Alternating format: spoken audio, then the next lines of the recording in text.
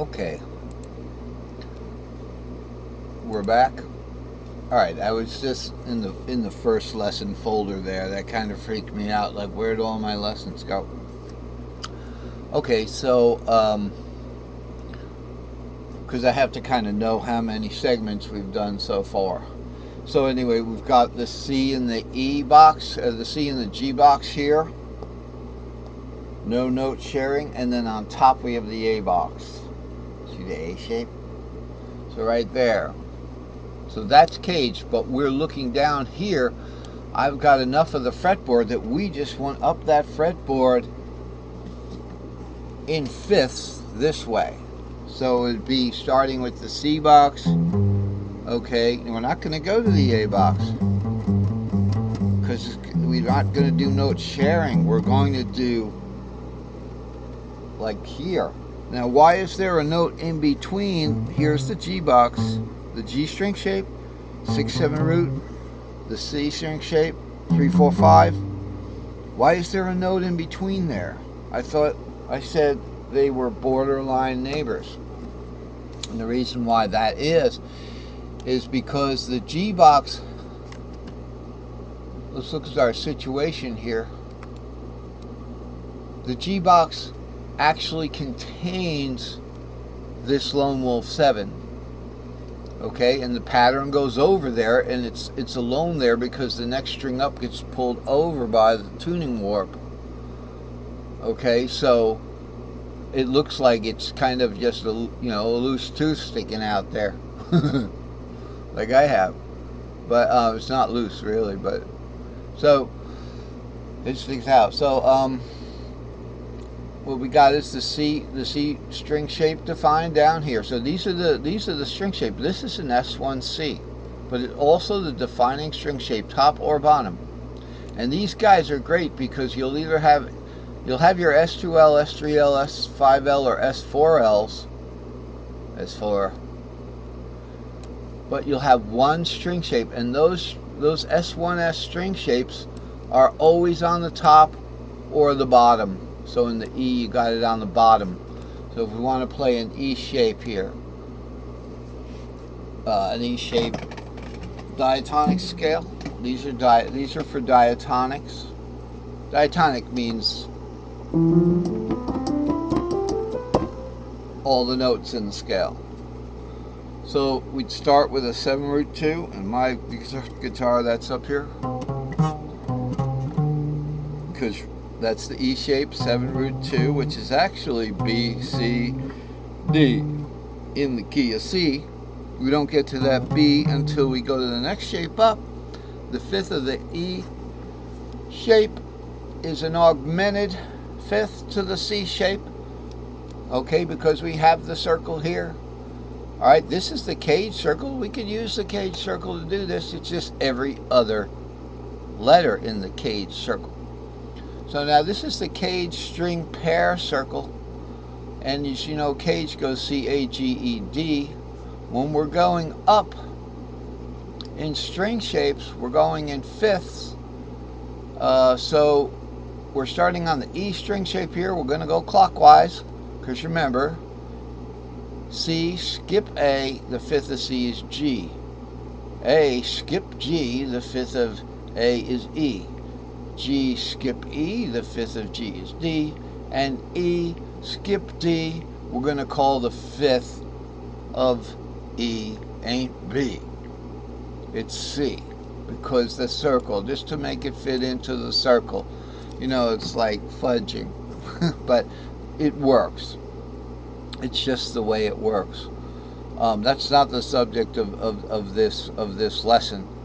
Um, that would take some analysis. I'm sure I found out something about how it is, but I can tell you I thought it was from the tuning differential, the third.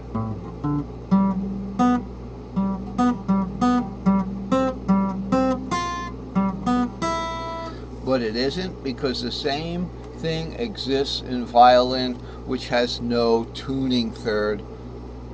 Violin is just all fifths, and you still have the same if you use the string shapes. Now that's that may be the problem, that I've used the same string shapes on the violin. So that may have come about from this tuning third anyway, because on the violin I went ahead and used the double string shapes. Let's take a look at that. Alright, so I just brought up this from about 10 days ago or whatever. So let's see what we got here. These are the guitar cage positions that we are just looking at. Nothing up my sleeve there except the old colors. I switched the colors of A and G because the G shape starts with the 6 and that's got the blue color. So I, instead of making it the color of the G, which is the 5th, is the G in the key of C. That's how that G got red. I swapped them.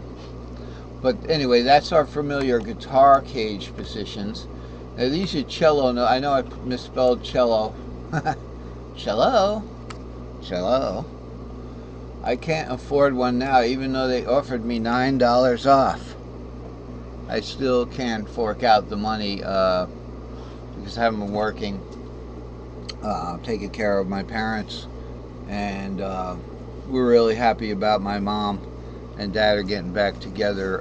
Not that they were separated for any reason except my mom was in rehab. So it's been taking up my time, and I haven't been able to commit myself to the hours for a job. So I can't afford a cello. I want to get a big cello so I can really get that thing down here, because I can't do the little violin up here. It's too much strain for now. So I still did the string shapes for it, and what I want to show you is that, okay, these are the cello notes. Okay, this is sunken, but it works the same way with cello and violin. And I went ahead and used the double string shapes from the guitar. So that may be why we still have this cage circle. But my friends, caged is caged, okay, and it works on the guitar. And like I say, now I'm thinking the other way, that maybe caged is because of the tuning third, and that I used the string shapes from the guitar, even though I doubled them, to map out the violin. And this is nice because this got me playing double shapes, and these double shapes are healthy. They're good for what we call, and this is actually the subject of today's lesson, so I guess we kind of stumbled back onto today's lesson, and that is the long patterns. The long patterns. So in other words, if you have the capo here and you wanted to play an E shape, you can't get the 7 because it's sunken there. You see, no string, no play. There's the fret nut, and you can't play that 7 unless you're at a capo and you took the capo off. So to get that E shape, it would be 7 root 2 right there.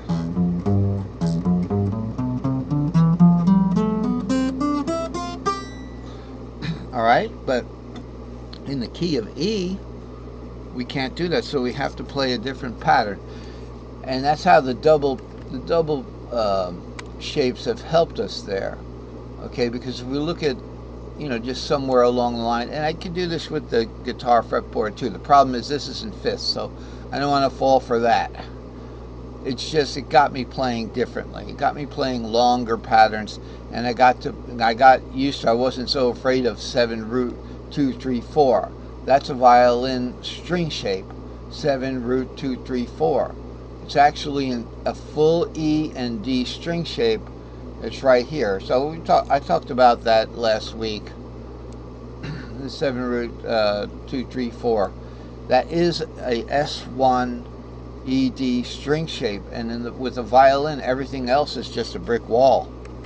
It's just a 4-string pattern, and it repeats, or 4 or 5. So actually, it's 4. And what that pattern is, I just remembered, is it's down here. This is the entire pattern. If you look, this is a brick wall pattern right here.